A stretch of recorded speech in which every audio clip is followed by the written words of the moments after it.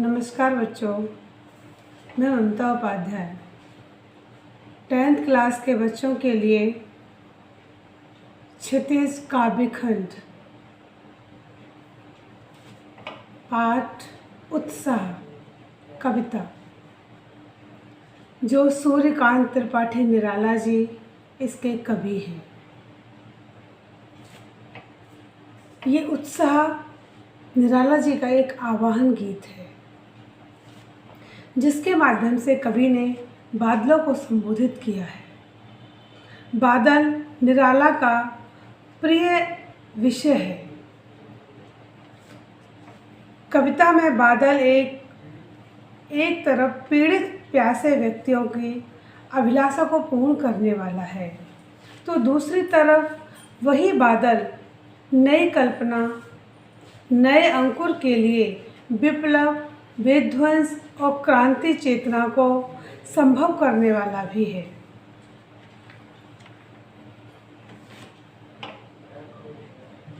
अब हम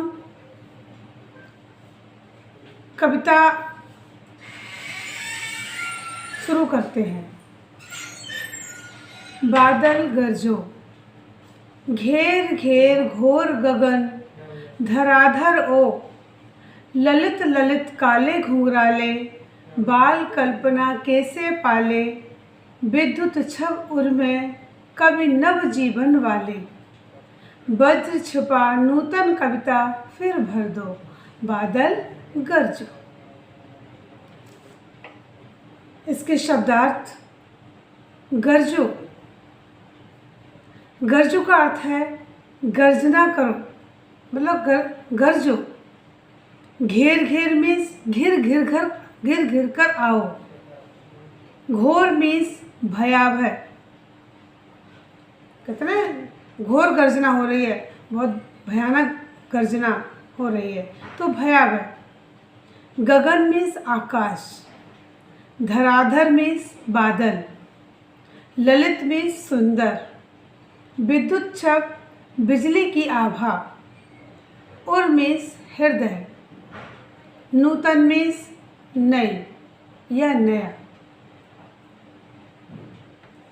तो यहाँ पर बादल गरजो,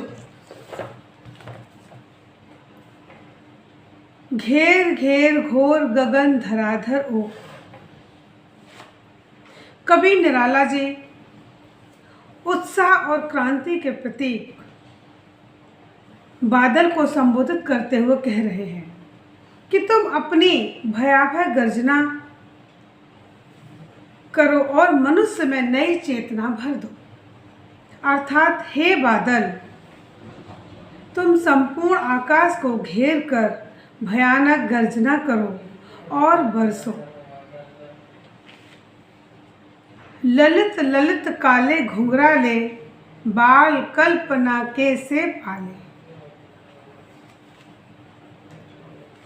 तुम सुंदर और काले घुंघराले बालों वाले हो। कैसे? जब बादल चारों तरफ से बरसते हैं तो घिर घिर कर आते हैं और काले काले बादल होते हैं, छोटे छोटे टुकड़ों के रूप में आते हैं, तो ऐसा लगता है जैसे बच्चों के बालों में छल्ले छल्ले पड़ जाते हैं। वैसे ही बादल में भी, पूरे आसमान में बादल छोटे छोटे टुकड़ों के रूप में छल्ले छल्लेदार काले काले का होते हैं, तो बच्चों के बालों के समान सुंदर हो। तुम बच्चों की कल्पना के लिए भी पतवार के समान हो, उनकी कल्पना का प्रतीक हो। जैसे बच्चों की कल्पना क्षण क्षण परिवर्तित होती है, बदलती रहती है, वैसे ही बादल भी क्षण क्षण अपना रूप परिवर्तित करते हैं। कभी बादलों से कोई महिला बन जाती है, कभी को मोर बन गया, कभी हाथी बन गया, कभी उसकी पूंछ गायब हो गई। इस तरह से जैसे बादल भी क्षण क्षण परिवर्तित होते हैं, नया नया रूप लेते हैं, वैसे ही बच्चों की कल्पनाएं भी परिवर्तित होती रहती हैं। विद्युत छब उर्मे कवि नव जीवन वाले, वज्र छुपा नूतन कविता। तुम्हारे हृदय में बिजली की आभा है, तुम नया जीवन देने वाले हो। तुम्हारे अंदर वज्र जैसी अपार शक्ति छुपी हुई है। फिर भर दो बादल गरजो, तुम इस संसार में नई चेतना भर दो और गरजो। अपनी गर्जना से सारे संसार के दुखी व्यक्तियों को उनके अंदर क्रांति को जन्म दो।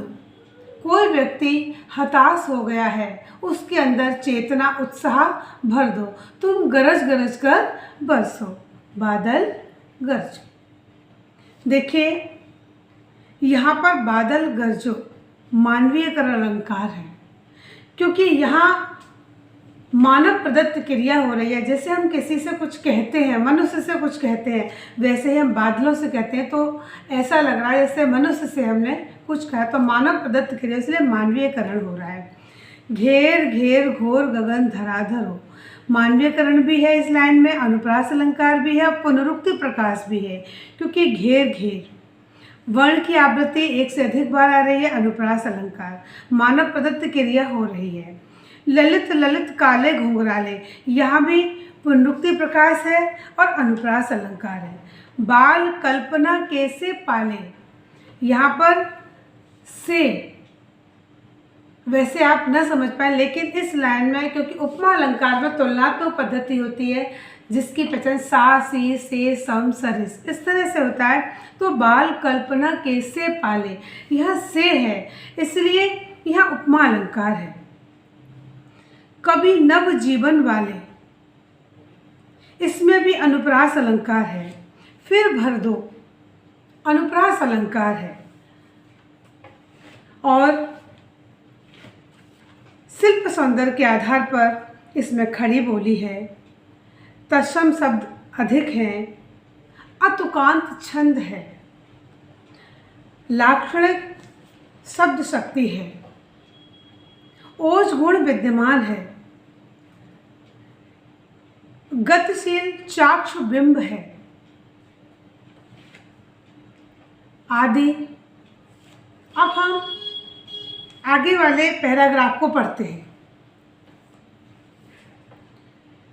बिकल बिकल उन्मन थे उन्मन, विश्व के निदान के सकल जन, आए अज्ञात दिशा से अनंत के घन, तप्त धरा जल से फिर शीतल कर दो, बादल गरजो। देखिए यहाँ पर बच्चों, बिकल मीन्स परेशान, कहते हैं बेचैन, बहुत बेचैनी हो रही है, बिलबिला रहे हैं, ऐसे बिकल। बिकल मीन्स परेशान। उद्विग्न मीन्स बिकल, वही उद्विग्न कह लो, बेचैन कह लो, ये बिकल का ही है। उन्मन मीन्स अनमनापन, उन्मन थे उन्मन, मतलब अनमने से परेशान है, गर्मी के कारण बहुत बेचैन है। निदान मीन्स गर्मी से छुटकारा पाने के लिए। सकल मीन्स सब या संपूर्ण। अज्ञात मीन्स जिसका पता ना हो। ज्ञात जिसके विषय में जानते हैं, जो हम जानते हैं। अज्ञात जिसके विषय में हमें जानकारी ना हो। अनंत मीन्स जिसका अंत ना हो। आकाश, घन मीन्स बादल। देखिए वहाँ ऊपर वाले में धराधर मीन्स बादल है, यहाँ घन क्योंकि पर्याय रूप है। घन मीन्स बादल। तप्त मीन्स तपती हुई। धरा मीन्स धरती। शीतल मीन्स ठंडा। तो बिकल बिकल उन्मन थे उन्मन, विश्व के निदान के सकल जन। यहाँ पर कवि के अनुसार गर्मी से परेशान अनमने मनुष्यों के हृदय में बादलों ने बरसकर शीतलता प्रदान की। लेकिन कवि कहता है, हे बादल, तुम इतना बरसो, इतना गरज गरज कर बरसो कि निरंतर बढ़ती हुई गर्मी विश्व के संपूर्ण जन अपने अनमने उदासीनता जो उदासीन है वह सब शीतल हो जाए, शीतलता का अनुभव करने लगे। आए अज्ञात दिशा से अनंत के घन, तप्त धरा जल से फिर भर दो। तुम ऐसे समय में आकाश में, जिस समय गर्मी है उस समय, ऐसे समय आकाश में अज्ञात दिशाओं से आकर, गर्मी से अज्ञात दिशाओं से आकर पूरे आसमान को घेर लो, आकाश को घेर लो, जिससे कि तपती हुई जमीन को एकदम शीतल कर दो। क्योंकि इतना बरसों गर्जना करते हुए, इतना बरसों चारों तरफ से आकर इन परेशान व्यक्तियों का निदान करने के लिए तुम इतना बरसो कि ये अपने शीतलता का अनुभव करने लगे, ये खुश हो जाएं। हे बादल शीतल कर दो, बादल गरजो, हे बादल खूब बरसो, खूब गरजो, ताकि ये पीड़ित परेशान लोग अपने सुख का अनुभव कर सकें और जीवन में परिवर्तन का उन्हें आभास होने लगे। परिवर्तन का आभास इसलिए कि जहाँ खेत हैं वहाँ हमारी ज़मीन, सूखी हुई ज़मीन में जब पानी पड़ेगा तो वो पानी से भर जाएगी। क्योंकि मनुष्य कितना भी ज़मीन को पानी दे लेकिन उसका पेट नहीं भर सकता। एक कहावत भी है, बिन मैया के पर से और बिन भादों के बर से, बिन भादों के बर से ज़मीन का पेट नहीं भरता, बिन माँ के पर से मतलब बेटे का पेट नहीं भरता। ऐसे ही मनुष्य कितनी भी पानी दे दे लेकिन उस ज़मीन से ही पानी निकला है और ज़मीन में ही जा रहा है तो उसका पेट नहीं भरेगा। जब तक प्राकृतिक रूप से ईश्वर प्रदत्त वर्षा नहीं होगी तब तक ज़मीन का पेट नहीं भरेगा। और इसके दो कारण, बारिश होने से एक तो मनुष्य इसलिए खुश होता है कि उसे गर्मी से निजात मिलती है, ठंडक मिलती है। दूसरा, खेती अच्छी होती है। जहाँ खेती नहीं भी होती है वहाँ चारों तरफ हरियाली होती है, इसलिए लोग खुश होते हैं और अपनी आशा बारिश की तरफ बनाए रखते हैं कि उससे ही हम शीतल हो जाएं।